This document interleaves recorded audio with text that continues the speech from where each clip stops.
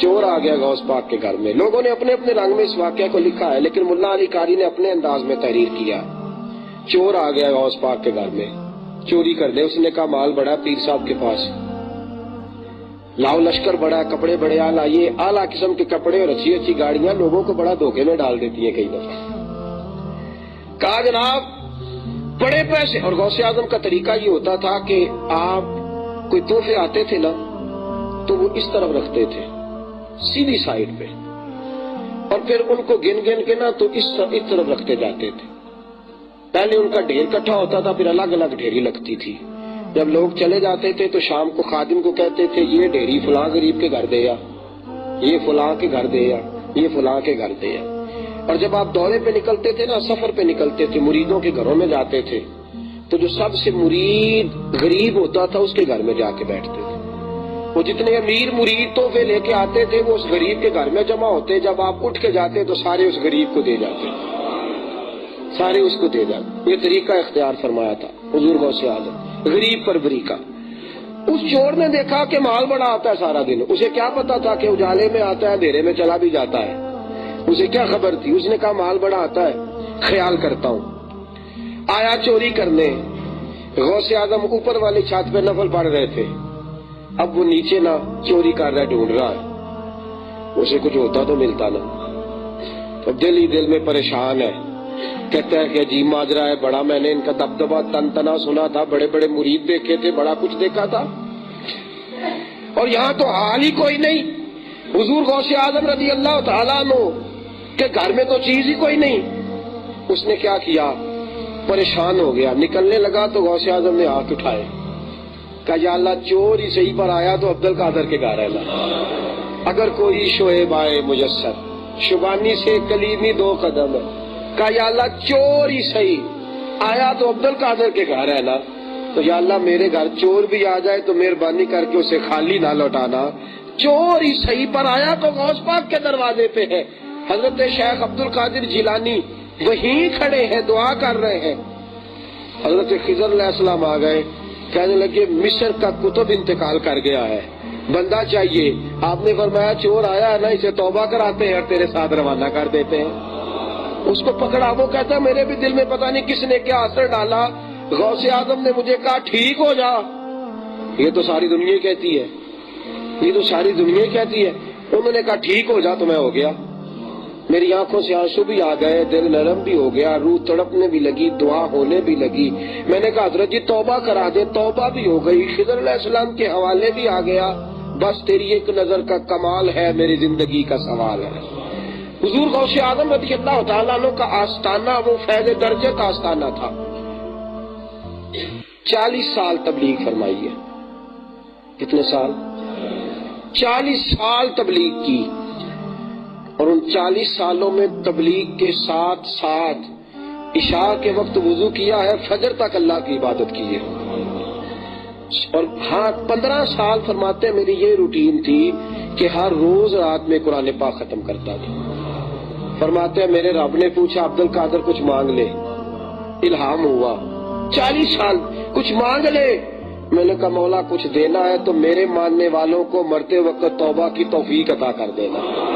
تو میرے ماننے والے ہونا. اسی لیے مولانا جمیل الرحمان قادری فرماتے ہیں خدا کے فضل سے ہم پر ہے سایہ غوث اعظم کا، ہمیں دونوں جہاں میں ہے سہارا غوث اعظم کا.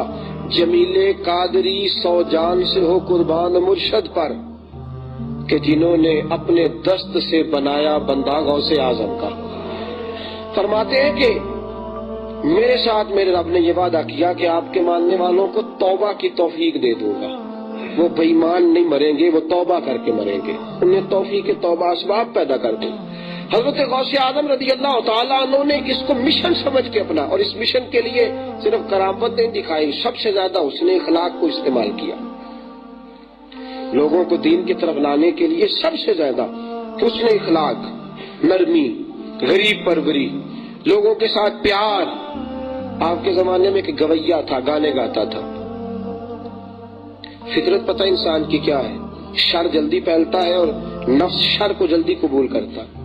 خیر دیر سے پھیلتی ہے، نیکی مشکل ہوتی ہے، دیر سے اثر کرتی ہے بندے میں. وہ گویا تھا، گانے گاتا تھا، تو نوجوانوں کا بڑا رش رہتا تھا اس کے پاس۔ غوث اعظم رات کو گئے اس کے گھر آدھی رات کو، اور اسے سمجھایا کہ تو اللہ رسول کی نافرمانی کے مجمع لگاتا ہے، بعد آ جا۔ اس نے سمجھنا تو کیا تھا، الٹا غوث پاک کی مخالفت شروع کر دی۔ اور میں تھوڑی دیر پہلے کہہ رہا تھا، کسی کی مخالفت کرنی ہو صحیح باتیں بڑی مل جاتی ہیں۔ آپ ارادہ کر لیں اس بندے کی مخالفت کرنی ہے، سینکڑوں خامیاں ملیں گی، اور ارادہ کر لیں اس بندے سے پیار کرنا ہے، اس کی ہر بات میں خوبی نظر آنی شروع ہو جائے گی۔ اور نبی پاک صلی اللہ علیہ وسلم نے فرمایا اللہ بھی بندے کے گمان کے قریب ہے۔ رب فرماتا ہے جیسا تو گمان کرے گا میں بھی ویسا بن جاؤں گا۔ اس نے مخالفت شروع کر دی، کبھی کوئی بات چھیڑ دیتا لوگوں میں، عبد القادر یوں کرتا ہے، عبد القادر یوں کرتا ہے۔ غوث اعظم کو لوگ آ کے بتاتے، آپ مسکرا دیتے۔ اور وہ غوث اعظم جو بادشاہوں سے نہیں ڈرتے تھے، شہنشاہ آپ کے پاس ایک دفعہ المستنجد باللہ بادشاہ وقت آ گیا، کہنے لگا لوگ اس کی بڑی کرامتیں بیان کرتے ہیں، میں بھی جا کے دیکھتا ہوں کیا ہے کیا نہیں۔ تنقید کی نظر سے آیا، آ کے نا تو غوث اعظم سے کہنے لگا اس موسم میں سیب نہیں ہوتے، اور قرآن کہتا ہے کہ اللہ کے ولیوں کے پاس بے موسم پھل آتے ہیں۔ ہاں ولی ہیں تو پھر وہ لائے نا۔ تو غوث اعظم نے یوں ہاتھ آسمان میں لہرایا تو 2 سیب آ گئے۔ آپ نے ایک اس کو دیا، خود کھایا۔ غوث اعظم نے سیب کھولا تو بڑا عالی شان تھا، زبردست تھا، کاٹا، کھانے لگے۔ اس نے کھولا تو اندر کیڑے نکل آئے، اس کے سیب میں کیڑے۔ کہنے لگا جی یہ کیا ماجرا ہوا، سیب ایک جگہ سے نہیں آیا؟ آپ نے فرمایا ایک ہی جگہ سے آیا تھا، ایک کو عبد القادر کا ہاتھ لگا، دوسرے کو ظالم کا ہاتھ لگ گیا۔ تیری نوست کی وجہ سے خراب ہو گیا ہے، ظلم کرنا چھوڑ دے، ظلم کرنے سے باز آ جا، یہ تیرے ظلم کی وجہ سے ایسا ہوا۔ حضور غوث اعظم جیلانی بادشاہوں کو نصیحت کرنے سے آپ گریز نہیں کرتے تھے بلکہ نصیحت کر دیتے تھے۔ بادشاہ آیا 2 تھیلیاں نذرانے کی لے کے، حضرت جی نذرانہ ہے۔ آپ نے اس سے فرمایا میرے پہ اللہ کا فضل ہے، میرا گزارا چل رہا ہے، مجھے نہیں چاہیے۔ کہنے لگا نہیں آپ کے لیے لایا ہوں، قبول کرنی پڑیں گی۔ فرمایا مجھے چاہیے ہی نہیں۔ اس نے کہا حضرت جی آپ کو دینی یا مہربانی کرے۔ غوث اعظم کو جلال آیا، دونوں تھیلیاں پکڑ کے ان کو دبایا تو اندر سے خون نکلنا شروع ہو گیا۔ آپ فرمانے لگے غریبوں کا خون نچوڑ کے مجھے نذرانہ دینے آ گیا ہے، نکل جا۔ اگر میں نے اس کو ذرا اور دبایا تو اس خون کا سیلاب آئے گا اور تو بہہ جائے گا، یا خون نچوڑ کے نذرانے دینے آ گیا، مذاق کرتا ہے میرے ساتھ، نکل جا۔ بادشاہوں تک کو آپ تنبیہ کرتے تھے۔ حضرت غوث اعظم جیلانی رضی اللہ تعالیٰ عنہ اس گویے کو رات کو جا کے سمجھایا، مخالفت کرتا ہے لیکن غوث اعظم چپ رہتے ہیں، کوئی بات نہیں کرتے۔ ایک دن ایسا آیا کہ حالات گزر گئے، وقت بیت گیا۔ وہ جو بہت سریلی آواز والا گویا تھا وہ جب بوڑھا ہوا تو آواز بھی ختم ہو گئی۔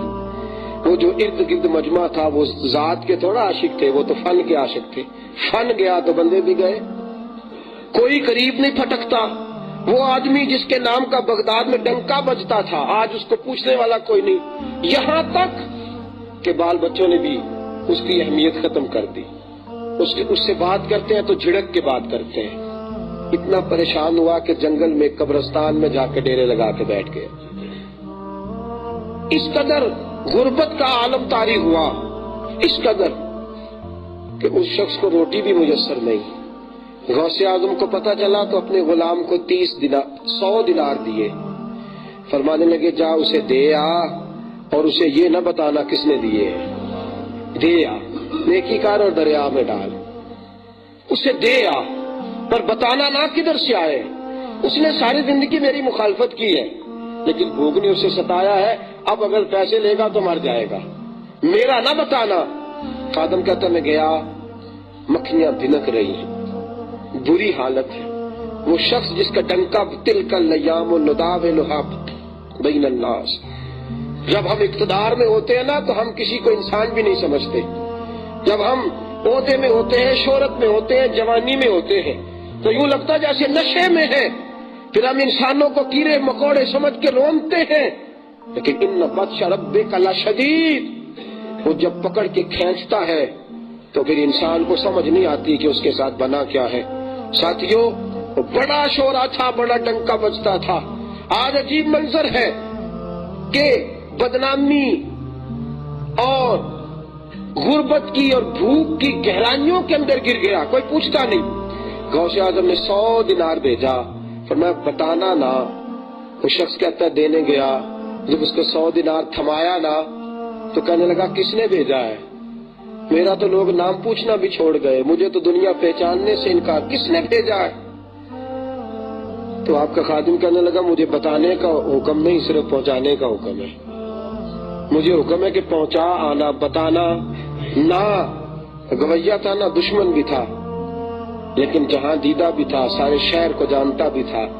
کہنے لگا تم واپس نہ جاؤ، مجھے بھی ساتھ لے کے جاؤ، مجھے پتا ہے اس تنہائی اور غربت میں اگر کوئی میرے ساتھ تعاون کر سکتا ہے تو عبد القادر جیلانی کر سکتا ہے۔ اس عالم میں، اس منظر میں، اس غربت میں، اس پریشانی میں اگر کوئی میرے ساتھ چل سکتا ہے تو صرف غوث اعظم جیلانی چل سکتا ہے، دوسرا کوئی نہیں چل سکتا۔